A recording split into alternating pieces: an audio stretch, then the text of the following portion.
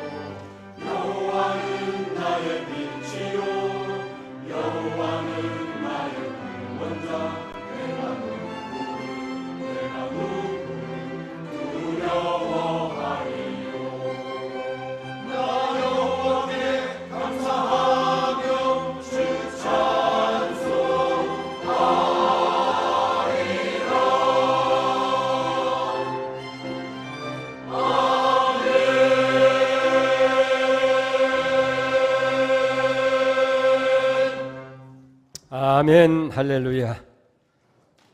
우리가 마태, 마가, 누가, 요한복음을 사복음서라 그렇게 부릅니다. 예수님의 행적과 교훈의 말씀이 기록되어 있어서 복음서라 얘기합니다. 근데 이 사복음서는 두 가지로 분류할 수가 있어요. 마태, 마가, 누가복음을 공관복음이라 그렇게 부릅니다. 같은 관점에서 예수님의 생애와 교훈을 기록했다 해서 공관복음이라 그렇게 부르고, 요한복음은 다른 관점에서 기록했다 해서 제4복음이라 그럽니다.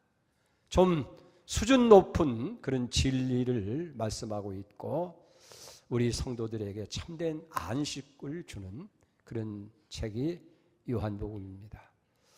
또 우리가 요한계시록을 보게 되어지면 거기에 성스러운 영물 짐승 4가지가 나오게 됩니다. 사자와 그 다음에 소와 독수리 그리고 사람입니다. 근데 이 4가지 영물이 이 복음서의 특징과 비슷하다고 해서 그걸 비교해서 그렇게 설명하기도 합니다.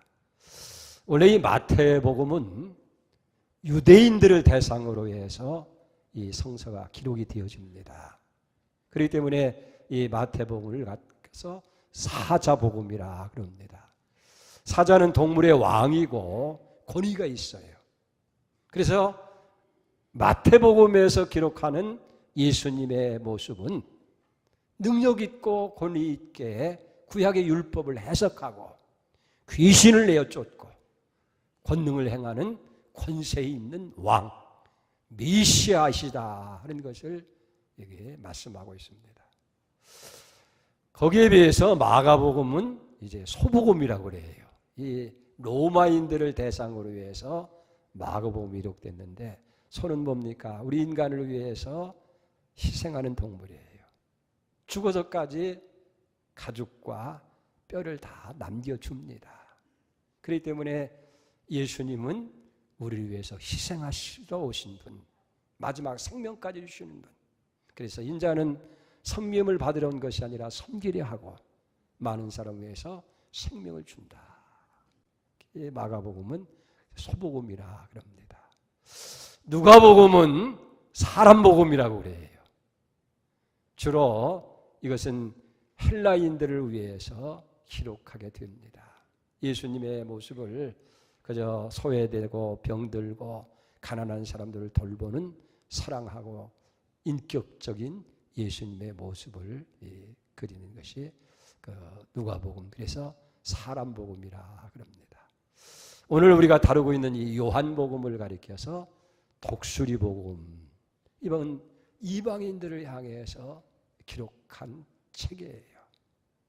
그래서 좀 더 독수리 하면 높은 그런 것을 의미하는 새잖아요. 그래서 높은 하늘에서 인간을 내려보는 입장에서 그리스도의 모습.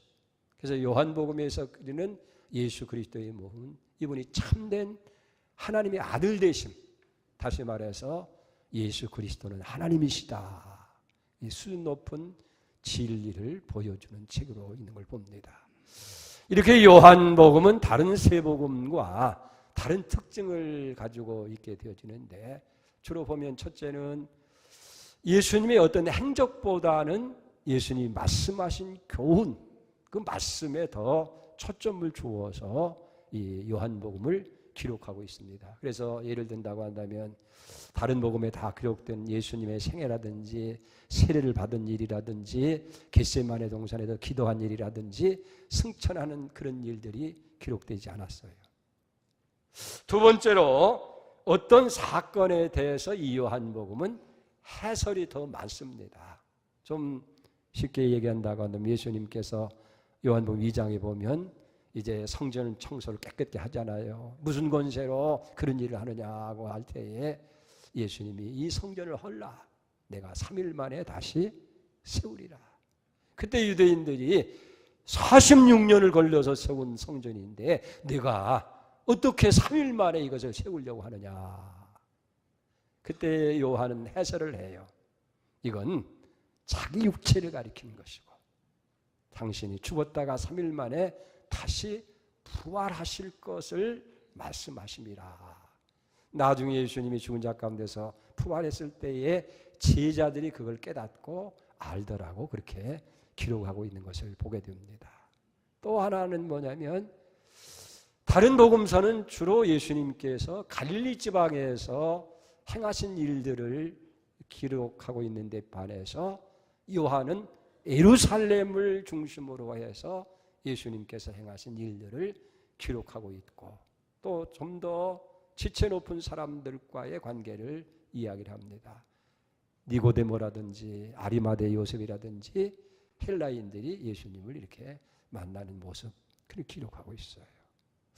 특별히 더 특징적인 것은 뭐냐면 예수님의 인격에 대해서, 예수님이 누구시냐 하는 것을 요한복음 밝히 기록하고 있습니다. 7가지로 얘기하는데, 첫째로 나는 생명의 떡이다.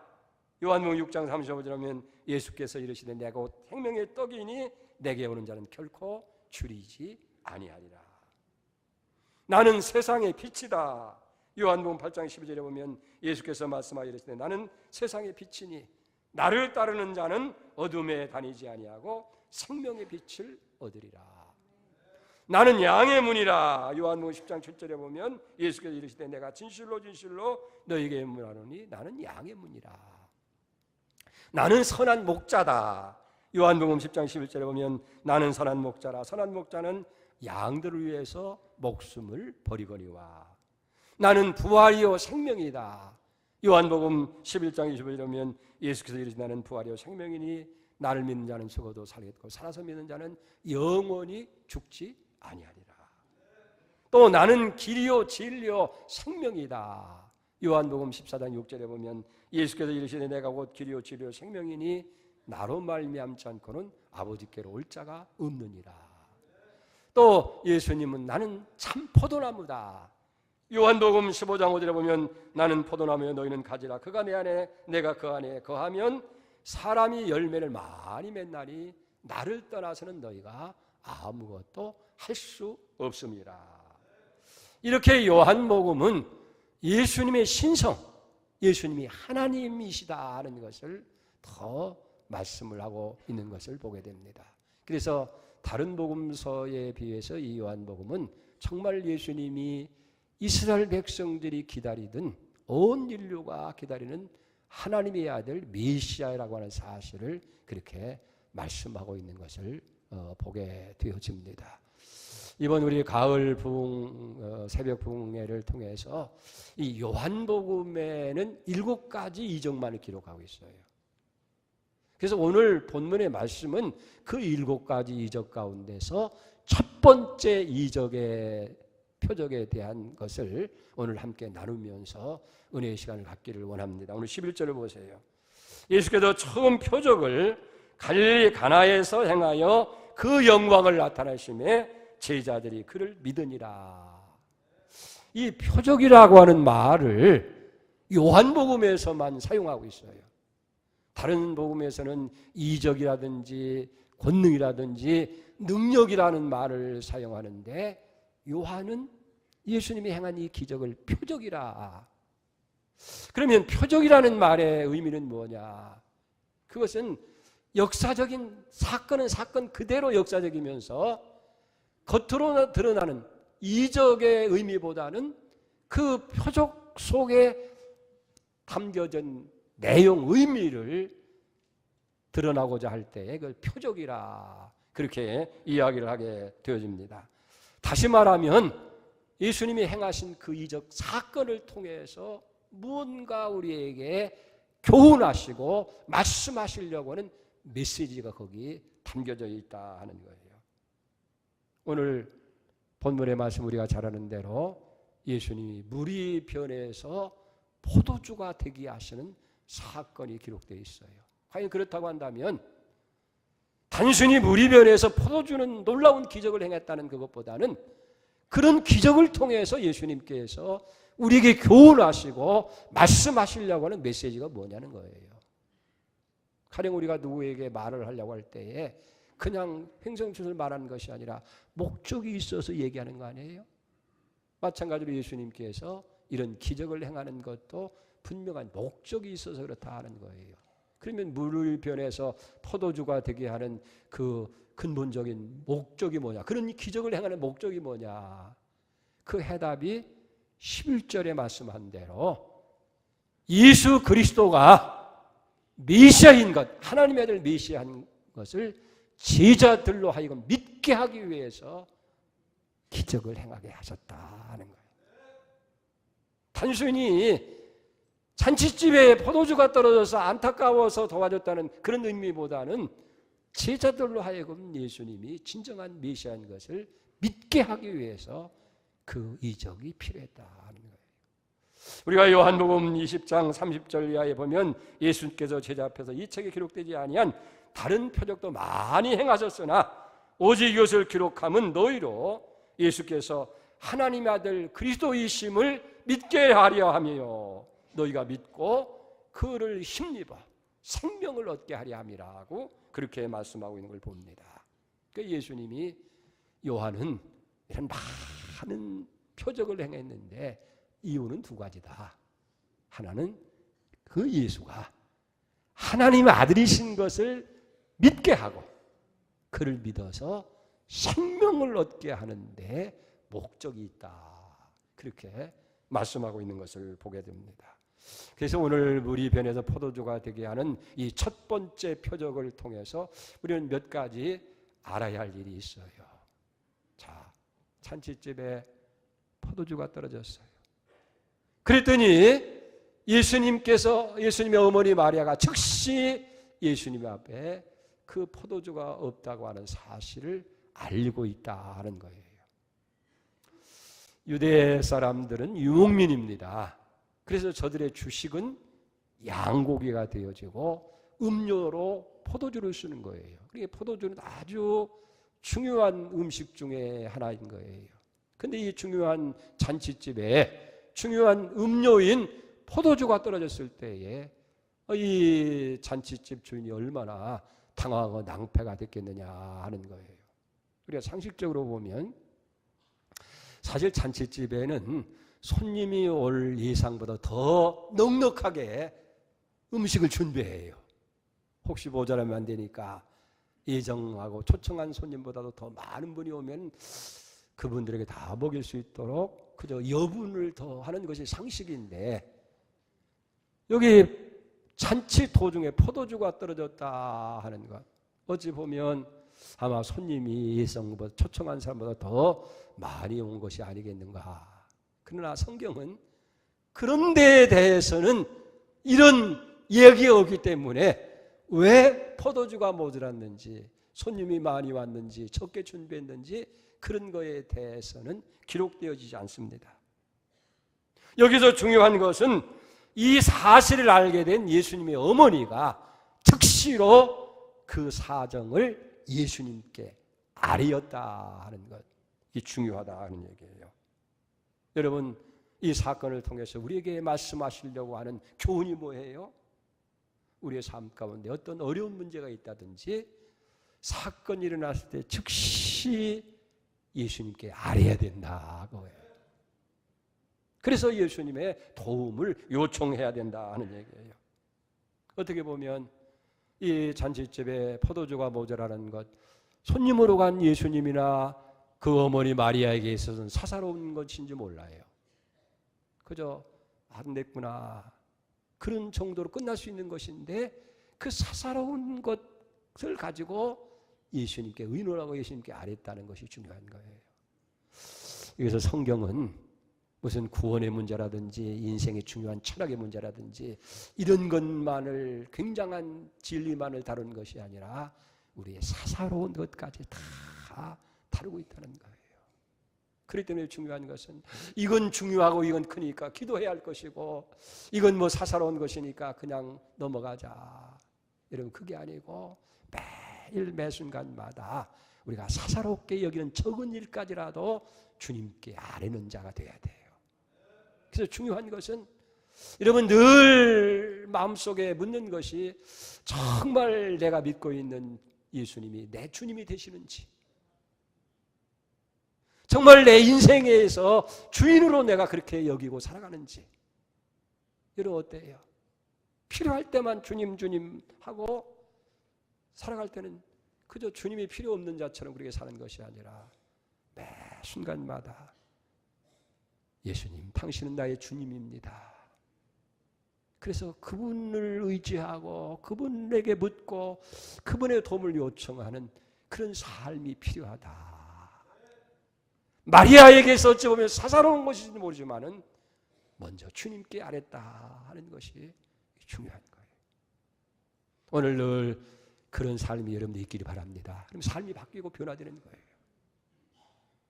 늘 내 삶에 있어서 예수님을 주님으로 모시고 그분의 필요를 아뢰고 살아가는 삶이 되어야 돼요. 두 번째로 여기 생각할 것은 마리아는 어떤 문제라 할지라도 예수님은 다 해결할 수 있는 분이시다. 그렇게 확신하고 믿었다는 얘기예요. 그렇기 때문에 거기 있는 하인들에게 무슨 말씀을 예수님이 하시든지 순종하라고 그렇게 부탁하잖아요. 5절을 보세요. 그의 어머니가 하인들에게 이르되 너에게 무슨 말씀을 하시든지 그대로 해라. 할렐루야. 모든 문제의 해결은 어디 있느냐면 예수님을 믿고 그 말씀에 순종하는 데 있는 줄 믿습니다. 사실 하나님이 주시는 은혜, 우리의 삶 속에 베푸는 기적들은 그게 축복입니다. 그 이적들이 다 은혜예요. 그런데 중요한 것은 하나님의 이런 은혜와 축복은 우리가 받을 그릇이 준비되어야 된다는 거예요. 네? 그리고 이 그릇은 두 가지라는 거예요. 하나는 믿음이라는 그릇이고 또 하나는 순종이라는 그릇이라는 거예요. 그래서 하나님께 나가면 반드시 하나님이 살아계신 것과 찾는 자들에게 상 주시심을 믿어야 하나님을 기쁘시게 한다는 거예요. 하나님은 뭔가 하실 수 있다는 믿음, 그리고 하나님 말씀에 언제든지 순종해야 되겠다. 이 믿음과 순종을 통해서 하나님의 축복과 은혜와 기적은 우리에게 주어진다는 사실을 말씀하는 거예요. 여러분, 가령 우리가 예를 든다고 한다면 물고기 2마리 버리떡 달았더니 5,000명을 먹이는 사건이 있지 않습니까? 베스다 광야에서 하루 종일 예수님 말씀을 들은 사람들이 얼마나 시장어 피곤해요. 이 제자들이 예수님 사람들이 다 때는 저물었는데 여기 줄였습니다. 그랬더니 너희가 먹을 것을 줘라 그러는 거예요. 우리는 아무것도 없습니다. 있는 게 뭐냐? 어린아이가 버리떡 달았더니 물고기 2마리입니다. 가져와라. 그리고 그걸 들어서 축복하셔서 나눠줄 때 5,000명이 다 먹고 12명이 남는 거예요. 우리가 생각할 때 예수님이 그냥 하늘을 향해서 하나님, 이 사람들이 다 오늘 말씀 듣느라고 이렇게 피곤하고 지쳐 있는데 축복해 주십시오. 광야에 만나를 내린 것처럼 음식을 내려주십시오 해서 다 먹일 수 있는데 그렇게 하지 아니하고 보리떡 5개, 물고기 2마리를 가져오게 하고 그걸 통해서 주시는 거예요. 누가복음 5장에 나오는 베드로 사건도 그렇지 않습니까? 예수님이 베드로의 배를 빌려서 많은 사람들에게 복음을 전하고 나중에 고마우니까 베드로야, 내가 고맙다. 어떻게 답냐 할까? 너 고기 못 잡았지? 너 빈배 가득 채워줄게. 채워주라고 말씀 한마디면 가득 채울 수 있는 능력이 주님께 있는 거예요. 근데 예수님 그렇게 하지 아니하고 깊은 곳에 가서 그물을 내려라. 베드로가 대답합니다. 주여, 밤이 맞도록 수고하여서 얻은 것이 없지만은 말씀에 순종해서 그물을 내립니다. 베드로가 예수님의 말씀을 믿고 순종할 때에 그물이 가득 채워지고 2배 가득히 채워지는 기적의 역사가 일어나는 거예요. 그러니까 하나님의 기적과 축복은 그냥 감나무 밑에서 감 떨어지기 기다리고 그렇게 뚝 떨어지는 것이 아니고 누군가의 희생을 통해서 어떤 누군가의 순종이 있고서 그런 일이 일어날 수 있었다 하는 거예요. 사실 여기 물고기 2마리와 보리떡 5개는 아무것도 아니지만은 주님은 그걸 필요로 하셨고 그걸 요구하셨고 그걸 통해서 그들을 축복하시는 거예요. 물론 주님은 그거 없이도 기적과 능력을 행할 수 있는 주님이신 것은 우리는 사실이에요. 보세요. 하나 예를 더 든다고 한다면 요한복음 11장에 보면 죽은 나사로를 살리시는 사건이 있습니다. 예수님 사랑하는 나사로가 죽었잖아요. 나흘을 기다렸다가 예수님이 갑니다. 그 마다르다가 주님이 여기 계시더라면 내 오라비가 죽지 않았을 겁니다. 내 오라비가 살리라. 예, 마지막 날은 살 줄로 믿습니다. 그렇게 얘기하는 거예요.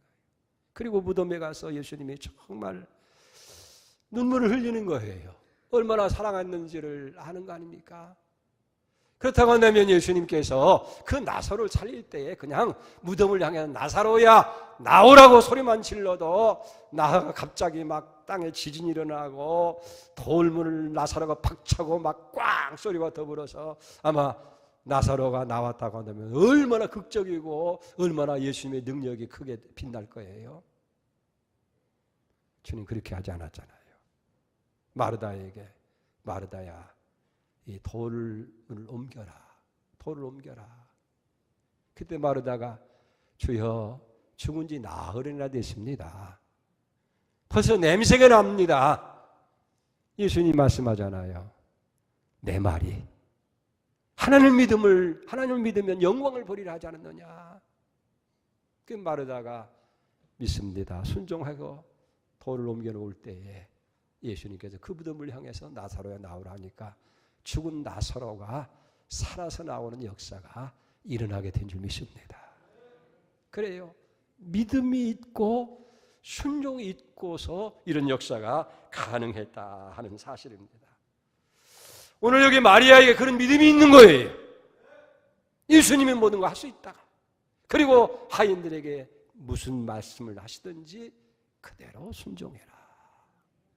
오늘 우리도 이 믿음을 가지시길 바랍니다. 하나님이 전능하심을 믿어야 되고 무슨 말씀하시든지 순종을 통해서 여러분의 삶 속에 물이 변해서 포도주가 되어지는 이런 표적, 이런 기적이 일어나기를 주의 이름으로 축복합니다. 세 번째, 포도주가 모자랐다는 이 요구 앞에서 예수님은 엉뚱한 것을 명하시는 거예요. 오늘 6절을 보세요. 거기에 유대인의 결례 예식을 따라 두세 통 드는 돌 항아리 6이 놓였는지라 예수께서 그들에게 이르시되 항아리에 물을 채우라 하신즉 아기까지 채우니. 원래 이스라엘 사람들은 깨끗하게 소문난 그런 민족입니다.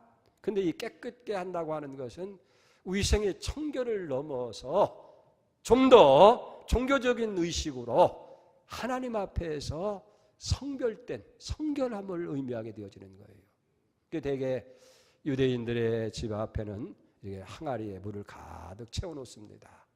그리고 식사 전이라든지 밖에 나갔다 들어오면 반드시 손과 발을 씻은 후에 집 안으로 들어가는 거예요. 그것은 물론 깨끗게 한다고 하는 의식도 위생적인 것도 있지만 더 중요한 것은 밖에 나가서 생활하는 동안에 외적인 것보다도 내적으로 내가 하나님 앞에 범죄하고 잘못 악을 저지르지 않았는지 속마음까지 깨끗게 한다고 하는, 그래서 이걸 정결의식이라는, 정결의식을 행하는 항아리라고 하는 거예요. 그런 깨끗게 하는 의미가 여기 있게 되는 거예요. 그러면 왜 이 결례의 항아리를 채우라 하겠느냐? 이건 당시 그 잔치집에 있는 사람들이 그저 먹고 마시고 즐기는 데에 관심만 가졌지 먼저 하나님 앞에서 정결하고 깨끗게 하는 거에 대해서 전혀 잊고 있다고 하는 사실을 예수님이 지적하고 있는 거예요. 그렇기 때문에 여기 결례의 항아리를 채우라고 하는 의미는 먹고 마시는 것만 생각하지 말고 하나님의 말씀과 하나님의 뜻을 생각하라는 거예요. 다시 말해서 언제나 하나님 앞에 정결함을 갖도록 힘써라. 그리고 먹고 마셔라. 그런 거예요. 우리는 언제나 이 생각이 중요해요. 그래서 우리가 아침에 세수를 할 때도 주여 이 물이 우리의 얼굴을 깨끗게 하는 것처럼 우리의 속까지도 정결케 하게 하여 주시옵소서. 우리의 속마음까지도 다 써내리게 해 주시옵소서. 우리가 새 옷을 입을 때에도 하나님 그리스도의 의의 새 옷을 저들에게 입혀주시옵소서. 의롭게 하시고 거룩하게 해주시옵소서. 음식을 먹을 때도 단순히 우리가 영양 섭취를 위해서 이 음식을 먹는 것이 아니고 우리 영혼의 양식까지 주여 풍족히 내려주셔서 우리 영혼이 강건하게 해주십시오. 그런 생각이, 그런 마음이 우리에게 먼저 있어야 될 줄 믿습니다. 여러분, 결례의 항아리를 채우라고 하는 것은 깊은 뜻이 있습니다. 하나님은 죄인을 듣지 아니하신다는 거예요. 먼저 회개하고 하나님 앞에 깨끗함이 있어야 그 다음에 하나님의 역사가, 하나님의 축복이 있을 수 있다는 거예요. 여러분은 왜 기도의 응답이 없습니까? 뭐가 잘못된 거예요? 구하면 주시고 찾으면 만나게 하시고 두드리면 열리게 하시고 무엇이든지 구한 대로 주신다고 약속했는데 왜 응답이 없습니까? 뭐 열심히 부족합니까? 기도의 시간이 모자랍니까? 하나님께 문제가 있는 게 아니라 내게 문제가 있는 거예요. 여러분 시편 68편 18절에 보면 내가 내 마음에 죄악을 품으면 주께서 듣지 아니하심이라고 말씀하고 있어요. 이사야 59장 1절 2절에 보면 하나님의 손이 짧아서 구원하지 못함이 아니요 여호와의 귀가 둔하여 듣지 못함이 아니라 오직 너희 죄악이 너희와 하나님의 사이를 막았음이라고 얘기를 하고 있잖아요. 그렇기 때문에 이사야 선지자는 악인은 그 길을 불의한 자는 그 생각을 버리고 여호와께로 돌아오라고 말씀하고 있는 거예요. 그렇기 때문에 예수님께서 첫 번째 기적을 행하게 있어서 먼저 결례의 항아리를 채우라고 그렇게 말씀하신 거예요. 정결함이 없고서는 하나님은 절대 죄인은 듣지 않는다. 먼저 깨끗함이 있어야 된다. 그리고 하인들이 예수님의 명령을 따라서 항아리를 6개나 되는 것을 다 가득히 채웁니다. 아무 말 없이 순종하는 거예요. 한번 상상해 보세요. 지금 잔치가 막 벌어지고 포도주가 떨어져서 난리하던 법석에 있는데 음식을 날라다 줘야 되고 이것저것 할 일이 많은데 이 서빙을 하는 하인들이 갑자기 예수님께 다 소집하더니 예수님께서 가서 여기 항아리에다가 물을 채워라, 이게 있을 법한 일이냐 하는 얘기예요. 그것도 오늘 우리처럼 뭐 수도만 꼭지만 틀면 물이 있고 온다든지 가까운 데 물이 있는 것이 아니라 먼 길을 가야 되고 깊은 우물에서 물을 길러야 하는 그런 팔레스타인 지방의 현실인데, 여기 놀라운 것은 하인들이 예수님의 명령에 그대로 순종을 했다 하는 거예요. 저들은 묻질 않았어요. 따지지 않았어요. 왜 그렇게 해야 되는지를 묻지를 않고 그대로 순종하는 겁니다. 다 6개 항아리 가득히 채웠더니 예수님이 다시 또 엉뚱한 명령을 내립니다. 8절을 보세요. 이제 떠서 연회장에 갖다 줘라 하심에 갖다 줬더니 물이 변해서 포도주가 되어지는 기적이 일어나게 되어진 줄 믿습니다. 할렐루야. 자, 오늘 9절을 보세요. 연회장은 물로 된 포도주를 맛보고도 어디서 났는지 알지 못하되 물을 떠온 하인들은 알더라. 연회장이 신랑을 불러 말하되 사람마다 먼저 좋은 것을 내고 취한 후에 낮은 것을 내거늘 그대는 지금까지 좋은 포도주를 두었다 하니라. 이 손님들은 시간이 갈수록 점점 더 좋은 포도주가 나오는 것에 의해서 그만 흥이 겨우게 되어지고 즐거운 잔치가 계속되어지는 거예요. 근데 여기 중요한 것 하나 있잖아요. 연회장은 좋은 질 좋은 포도주를 맛보고도 먹어보고도 마셔보고도 어떻게 해서 이게 되어졌는지를 알지 못했는데 하인들은 알더라 그랬어요. 이게 뭘 의미하게 됩니까? 언제든지 무슨 일이든지 수고한 사람들, 그를 위해서 헌신하고 희생한 사람들만이 진정한 표적의 의미를 아는 거예요. 그저 저들은 생각할 때에 아마 이 주인이 좋은 사람이 돼서 손님들을 기저하게 여겨서 처음에는 적당한 거 내놨다가 나중에 좋은 거 숨겨놨다가 이렇게 주는가 보다. 주인이 참 마음이 좋은 거고 괜찮은 사람이다. 그렇게 생각했지만은 진짜는 뭐예요? 물이 변해서 포도주가 됐다고 하는 이 엄청난 사실, 그리고 그 일을 메시아이신 예수님께서 행하셨다고 하는 사실을 까마득히 모르는 거예요. 기적의 현장에 있으면서도 기적의 주체와 그 기적을 행하신 분이 누구인지를 모르고 그저 포도주 맛만 있다고 그렇게 맛보고 돌아가고, 그거 두었다가 나중에 한 병 좀 싸줘, 그런 걸로 끝나고 마는 거예요. 그러나 보세요, 처음부터 예수님 말씀에 그대로 순종하고 헌신한 사람들, 물이 변해서 포도주가 되는 사건을 보면서 처음에는 야속하기도 하고 처음에는 참 기가 막히기도 했지만은 주님이 정말 하나님의 아들이시구나, 메시아구나 믿고 그들이 하나님 앞에 감사하는 사람이 되어진 줄 믿습니다.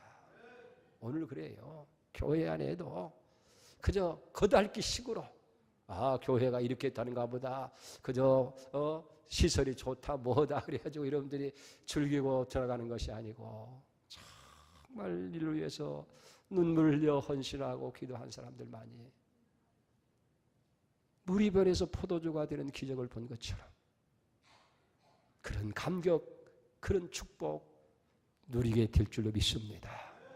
사랑하는 여러분, 포도주가 뭐라 걱정이 많았던 이 잔치집이 예수님이 오시고 마리아의 그런 사실을 주님께 아뢰고 그리고 하인들의 순종을 통해서 이 놀라운 기적이 일어났습니다. 오늘 중요한 것은 우리에게 무슨 문제가 있느냐는 얘기입니다. 여러분들에게 모자란 것이 뭐냐는 얘기예요. 그것 때문에 여러분들이 얼마나 절망하고 낙심하는 얘기예요. 중요한 건 뭡니까? 주님 앞에 그것을 아뢰라는 거예요. 기도로 주여. 이게 문제입니다. 이게 없습니다. 이게 필요합니다. 믿음을 가지고 주님께 아뢰고, 그리고 주님이 무엇을 우리에게 요구하든지 그대로 순종하게 될 때 물이 변해서 포도주가 되는 그런 놀라운 축복이 여러분이 있을 줄 믿습니다. 그 은혜가 여러분들 있기를 주의 이름으로 축원합니다. 기도하겠습니다. 하나님 아버지, 주님의 첫 번째 이적, 물이 변해서 포도주가 되는 표적을 우리가 이 시간 나누었습니다. 잔치집에 포도주가 떨어져서 얼마나 낭패가 됐습니까? 마리아는 남의 사소한 일이었지만은 주님께 사실을 아뢰게 하시고, 그리고 믿음으로 하인들에게 무슨 말씀을 하든지 그대로 순종하라. 저들이 다 주님 말씀에 순종할 때에 물이 변하여 포도주가 되어지는 기적. 연회장은 먹고도 알지 못했지만은 하인들은 다 알고 감격스러운 영광을 하나님께 돌린 줄 믿습니다. 오늘 우리의 모든 문제, 우리의 부족 주님께 아뢰게 하시고 무슨 말씀이든 순종해서 하나님의 축복과 채우심을 받는 기적을 보게 해 주옵소서. 예수님의 이름으로 감사하며 기도를 올리옵나이다. 아멘.